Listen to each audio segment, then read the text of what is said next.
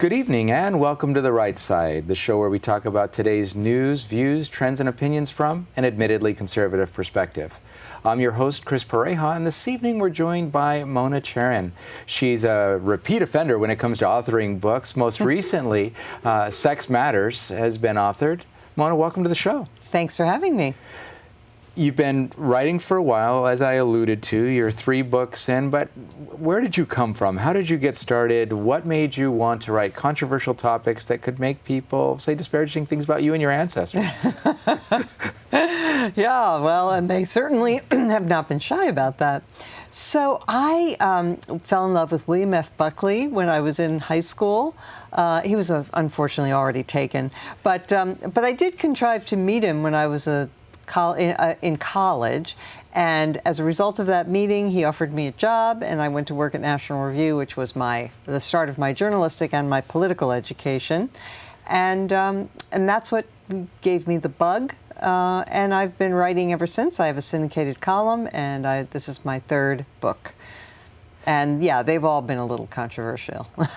Well, controversial's good. It's bold to put your opinions out there and actually write them down so that people can pin them to you.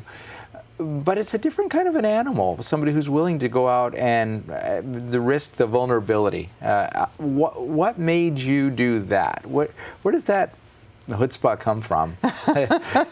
Maybe it's chutzpah, or maybe it's just I'm a contrarian, and I grew up in liberal New Jersey, and I just always pushed back against the orthodoxies that were being imposed. And if somebody told me that I had to think a certain thing, it got my back up. So that would push I don't you in the other like direction. being bullied. I really don't like being bullied, and so that was part of it. And also, I just felt this was back in the 70s when I was sort of becoming politically aware, that the left was that had run out of ideas, and the ones that they had were not working. And I was very interested in the dynamism and the creativity that I saw on the conservative side. And so that made me one, and I tried in my whatever way I could to contribute to those ideas. And were your parents politically active at all? No, but they were a rare breed. They were Jewish, sort of middle of the road, kind of Humphrey Democrats. Okay. In fact, Humphrey was the last Democratic president they voted for. But when the Democratic Party started moving far to the left and nominated McGovern, they said that's it. Then they voted for Nixon. By the way, footnote, many years later, I became pen pals with George McGovern. He wrote me a note about something, and where he said, we don't usually agree, but I did think you made a good point in this column. And then so for a while, we had this nice little exchange going. Funny how things can come full circle. Absolutely. But it's also interesting that your parents, not being political animals, it doesn't sound like, no, still had the recognition that many people still have not come to, that being that the Democrat Party left them and their thinking behind. Sometimes people are so staunch in their association with a party, whether it's Democrat or Republican, they don't realize when there's been a shift. And even if it's been decades since, they still don't understand. That's and you're right to say it's true of both parties. I mean, there's that tribalism thing where it's just my team, a red team or blue team, and this is my team, and whether or not they still represent my ideas is sort of secondary to just belonging. Right. And as somebody put it to me, it's painful to be separated from the herd. Right. It's scary. But you're writing books that will actually potentially shake people by the head. Do you ever get those conversion stories of people who... Yes. Oh, that's what every writer lives for. Well, and it's often not acknowledged, or it happens silently in the background, and someone else gets interviewed somewhere along the line. What changed your ideas about why you think the way you do? Tell us some stories. That is, for me, the most gratifying thing, is when I will get an email or a letter from someone who said, I really thought that I would not agree with you, but I've read you and you make a lot of sense, and you've, opened my mind to a different possible way of looking at the world. And that's what I'm trying to do in this book, which is called Sex Matters, about feminism. because I've lived it, and my life has pretty well coincided with the second wave feminist movement that started in the 1960s and 70s, and I think they have sort of seeded the culture with a lot of negative little seeds that have now been sprouting. Right. So the hostility between men and women, which is completely unnecessary, attacking the family as some sort of a prison for women, which it isn't. It's a great source of comfort and security. Right. And you know, these silly ideas like there are no differences between the sexes that are not socially constructed, which everyone knows is ridiculous, and yet people feel obliged to sort of pay obeisance to it. And so one of the things that I'm trying to do in this book is to just say, look, you know, a lot of this is not true. And while you have to give feminism credit for certain things, it shouldn't be a piety that is above questioning and that has to be swallowed hook, line, and sinker. And one more thing, they shouldn't be able to get to determine or pretend to speak for women. Because one of the things that I believe very firmly is that abortion is a terrible, terrible betrayal of what's best in women, our nurturing, life-giving selves. Right. And abortion cuts at the very heart of that. And the feminists have made that a litmus test for whether you're pro-woman, and I reject that, and so do a lot of millions of other women. For sure. So let's go to the positive side first, and then let the beatings begin. You talked about feminism being something that should be credited for certain things, and just to prove that you can cover both sides, talk to us about some of the positive things that you've seen in the feminist movement. Right. So there was a little bit of a tendency to infantilize women and to say, you know, don't worry your pretty little head about this. We men will now discuss the important affairs of state, and you can go talk about interior decorating. And that needed to change, and I'm glad it did. Right. There were other things. It used to be, and this was partly a change in other ways in our society too, but there was a time when if a woman had been raped and the defense attorney for the rapist could show that she had been in any way unchaste in her life, yeah, then the rapist would get off. Yeah. And that's... She taunted him into it. Yeah, exactly. And so that kind of blaming the victim, which has now become a cliche, but it really had meaning, and that was a good reform. Right. And finally, I would say it's good that feminism changed the terms of what it meant to be a woman so that you didn't have to follow the traditional script. You know, motherhood and marriage are not, even though I think they're fantastic and I think they're really important for most people's happiness, they're not for everyone. Right. And people shouldn't feel pressured into marrying or being mothers if that's not what they choose. So you're not claiming to be a pious, prudish kind of, this is how it has to be, otherwise you're a failure as a woman kind of a... Well, maybe I'm a little no, I'm kidding. Well, no, but so often, you know, like you said, there's that contrarian approach where if, for example, you're more in favor of life versus abortion, that now you are just anti-woman, you're all of these things. You're not saying that, and you've just given proof points that you can acknowledge that good things came out, but you're also saying that there are a large number of detrimental issues that have been brought forth. Very much so. Talk to us about that. So one of the things that feminism did was it decided, this was in the 1970s and 80s, I mean it started then, but it's continued, is this idea that in order for women to be full equals to men, that we had to discard all of the old rules about sexuality, and that includes marriage, that that promiscuity was fine, and the hookup culture, it's all great, empowering for women, it's wonderful. Hannah Rosen had a long piece in The Atlantic and even spun it out into a book called The End of Men about how the new sexual promiscuity was great for women. It isn't great for women, and it isn't great for men either. And I go in great detail in my book. Or for families. Exactly. And what happens is, first of all, if you look at the well-being of women who are either single mothers or divorced or, you know, never marry at all, and they have much higher levels of poverty. Their children have much less of a chance in life. And fathers have been written out of the lives of so many of these kids. So 50% of the kids raised in America today will spend some part of their childhood in a single-parent home. Mm-hmm. And this is it's really a crisis of, we are creating two castes in America. On the one hand, you have the upper income people who go to college, and they have stable marriages, and they have intact families, and the dads are involved, and those kids do great. And then you have the lower end of the socioeconomic spectrum, the people who really need the support and security that marriage provides, who aren't getting it. And so their kids, we've found in the social science literature, boys who are raised without their fathers suffer even more than girls. Girls do suffer.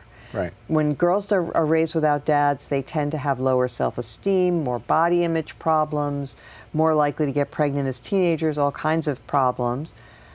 But it's even worse for boys. Boys who grow up without their dads are much more likely to get into trouble with the criminal justice system. They're more likely to be depressed. They're less likely to be employed as adults or to get married themselves as adults. And so we're in this vicious cycle where so many more kids are being raised by single mothers. Then they're not a percentage, not all of them, but a percentage of those kids are then not able to take on their own responsibilities when they get to adulthood. Right. And women don't want to marry these guys, and it's a vicious circle. Well, and one of the things I've been known to say over time, too, is that parenting's a team sport, and it's hard to win the game if half the team doesn't show up. Yeah. But we don't, and it's almost taboo to discuss all of the things that you just said, that the poverty levels are higher, regardless of economic placement in society. If it's a single-parent home, there's going to be less supervision, and the criminality happens, the pregnancies happen, all the things you don't want to happen to a strong, thriving society and a community. It all spirals downward. Yep. But we're not allowed to acknowledge that, because then there might be value in the family, and if there's value in the family, there might be value in relationships, and if and they then, say, yeah. Sorry, they say you're blaming the victim, right? They're saying it's not the women's fault. You know, you have to understand that it's men who are not living up to their responsibilities. Well, we're all connected, sure. Right? I mean, you can't say it's men or women who are at fault. It's our whole culture, and a culture that devalues marriage. And I cite in Sex Matters, I cite some of the women who have kids out of wedlock and some of the reasons that they gave. And they said things like, well, you know, I like my son's dad. He's a good guy, but he's just not right for me. And nobody told her that that guy, who happens to be that child's father, is a really important figure, and you can't just toss him aside because he may not be 100% right for you and just say, I'm just going to have the kid on my own. There's a price to pay for that, and more people should be aware of the high price. And unfortunately, our culture sends the message that choice is everything. Choice in whether or not to have the baby in the first place, that is abortion, and then choice about what form the family will take, whether it will be single parent, single sex, you know, multiple parents, whatever. And so we laud choice at the expense of the things that we know from social science and even from psychology are the most important things for people's happiness. Fidelity, reliability, consistency, all those good old bourgeois values turn out to be incredibly important. Right. Are you advocating that that be part of an education process? Absolutely. Think about something like Mothers Against Drunk Driving. Before they launched their campaign, the drunk driving in this country was treated like a joke, and nobody thought it was really that serious of a social problem. They raised everybody's awareness, and they changed the mores so that it became uncool to drink and drive. And similarly, we did that with teen pregnancy. It was a big effort. A lot of celebrities participated, saying it's really not a good idea to have a baby when you're a teenager. Well, similarly, we could do something along the same lines. Smoking has been treated that way as well. Smoking's been treated that way. And we could say, look, obviously some people do a great job when they're single parents, not wanting to disparage them in any way, but just the numbers don't lie. And it is, look, I had 3 sons with my husband. I loved being a mother, but I can tell you I would not have been nearly as good a parent if I hadn't been married. I don't know how I would have coped on my own. It's too stressful and difficult.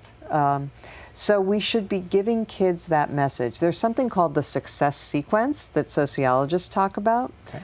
The success sequence is pretty simple. If you graduate from high school, get a job, any job, get married, and then and only then have children, your chances of being poor in America are less than 3%. Well, first of all, as soon as you say those things, before people hear the punchline of what the actual benefit is, they're going to accuse you of being stuck in the 50s or something. Many of them were not alive in the 50s that would accuse you of such things. Right. But how do you get around that? The way I get around that is very simple. I say, you're accusing me of wanting to turn back the clock. Right. But look at all those doctors, lawyers, engineers, and others who are at the higher education end of our society. They're doing those things. They're following the success sequence. Are they living in the 50s? I don't think so.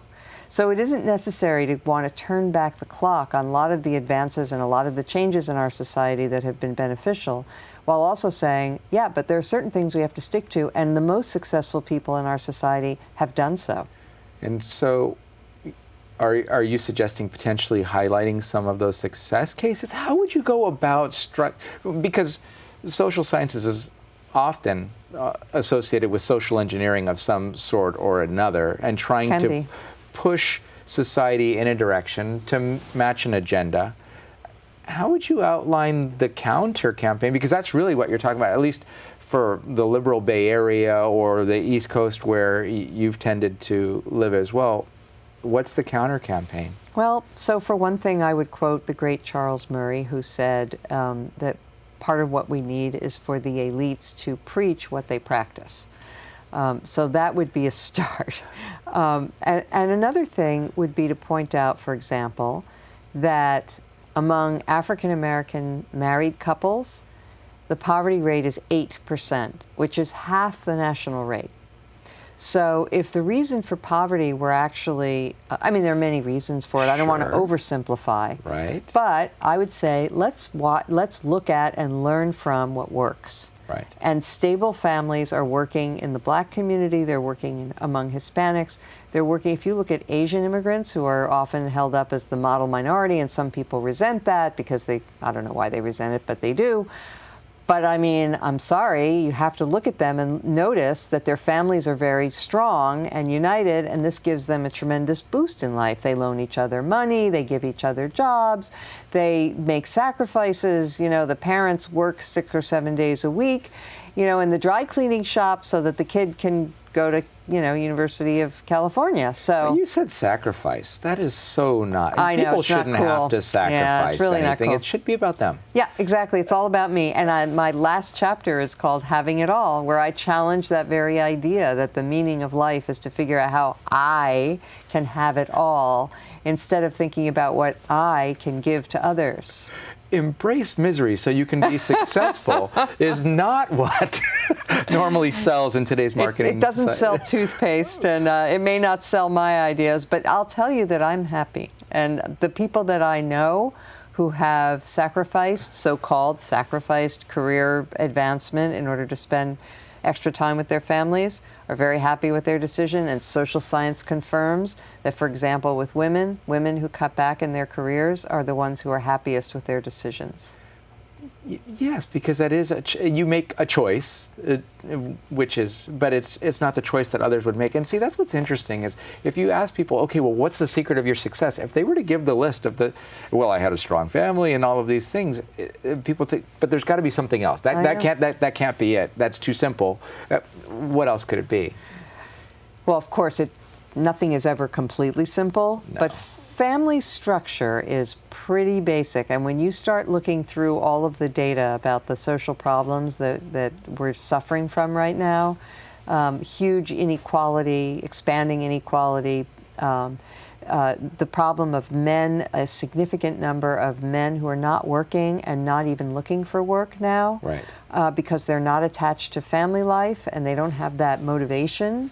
Or they've been beat up by society, sitcoms, social media, regular media, and everything to a point where their self-esteem is in the toilet. Yeah, that might be part of it too. Yeah.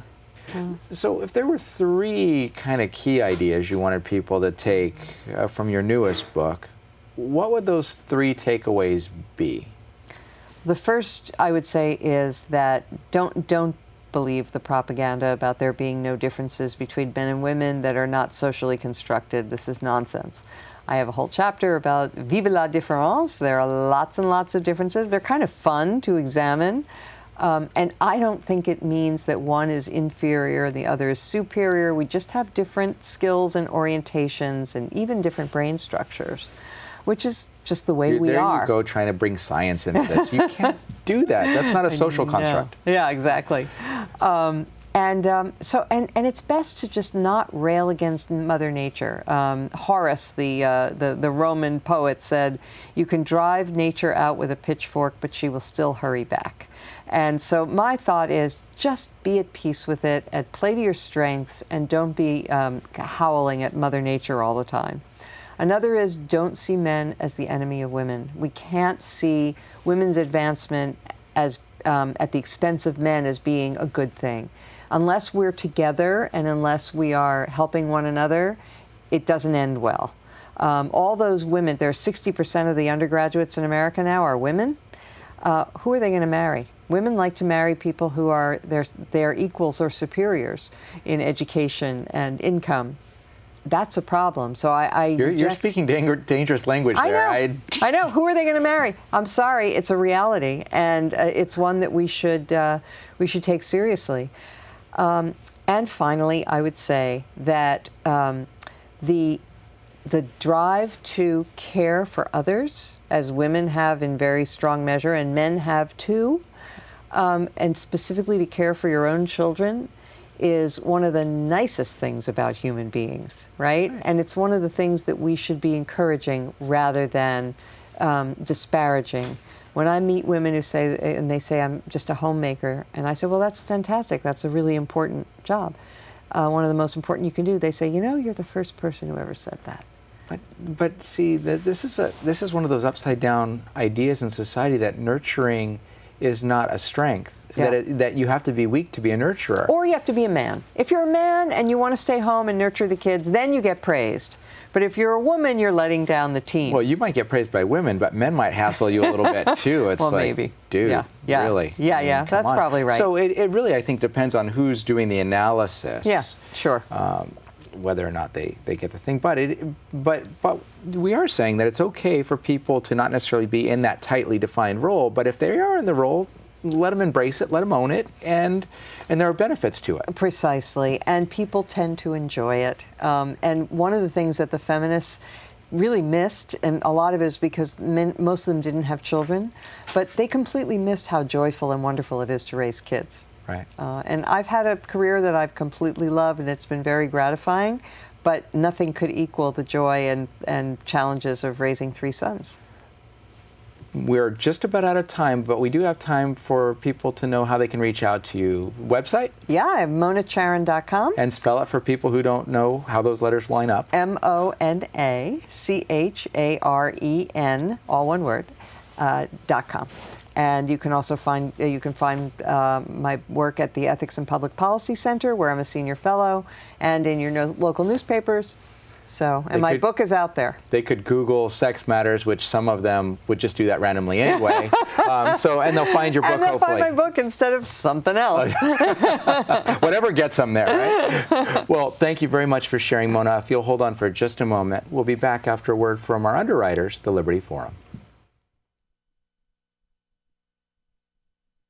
Some people think that a meeting of conservatives in Silicon Valley could fit in a small room. In fact, when the Conservative Forum was founded in 2003, we did meet in a small room, a coffee shop in San Jose. It doesn't get more grassroots than this. It may surprise you that there are thousands of people right here in Silicon Valley who share your principles of liberty, free markets, and limited government.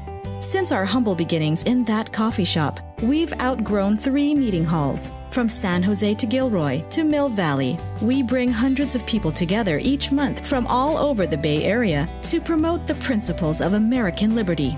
How do we do it? It starts with a stellar lineup of speakers. Speakers like Steve Forbes, Senator Jim DeMint, Dr. Victor Davis Hanson, Lieutenant Colonel Alan West, Andrew Breitbart, Pamela Geller, and many others. These speakers passionately articulate our shared principles and remind us why conservatism isn't just the smart choice, it's also the moral choice. Our monthly meetings are only one dimension of the forum. We underwrite The Right Side, a monthly television show on cable access channel KMVT. We also host a monthly Constitution discussion group and provide tables at our meetings for more than a dozen local groups who share our love of liberty to promote their specific cause. The Conservative Forum is the premier place in Silicon Valley for conservatives to gather, become invigorated, motivated, and empowered. We welcome guests to our monthly meetings and offer special discounted pricing to first-time visitors.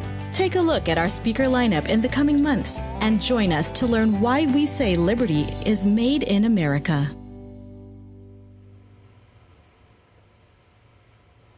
And that was a word from our underwriters, the Liberty Forum, formerly known as the Conservative Forum. We've appreciated them tremendously. They've made this show possible for now our 7th season. But what they're best known for is the speaker series, and that was one of the reasons we had Mona in the studio this evening. She'll be speaking about an hour from now here in Mountain View at 432 Stearland Road at the IFES Portuguese Hall. The presentation normally starts at 7 o'clock and second Tuesday of each month. But in August, Brad Dacus, president of the Pacific Justice Institute, will be speaking. In September, Larry Elder, who's a syndicated radio commentator. And then in October, Rehan Salam, conservative political commentator, columnist, and author, also an executive editor of the National Review, will be in the house. If you'd like more information, you can Google the Liberty Forum or the Conservative Forum, and you'll get more information at the website there. But in closing, I was sharing with Mona during the break that it's refreshing to have a conversation. First of all, it's not hostile about feminism, but just the perspectives that it's okay for men and women to work as a partnership, as a team, whether it be in society or in a family relationship or a household, because taking the time and the effort to get to know each other's strengths, weaknesses, where people fit, whether they're in a traditional role or not, is the ideal scenario to strengthen the family unit and the society as a whole. So I encourage you to look up Mona, look for more of her work that's out there that you might be able to glean some insight from. You might come in angry, you might leave with a perspective change, you might reinforce what you've already believed, but just investigate and find out if maybe you might have more in alignment with Mona and others who think that it's okay for women and men to live on the same planet and collaborate. It's been a great having you on the show this evening. I'm Chris Pareja. I've been your host for The Right Side and look forward to seeing you in person or on the show sometime soon. But if you just can't wait, reach out to us at therightsidetv@gmail.com and we'll get back to you when we can. Thanks again and have a great night.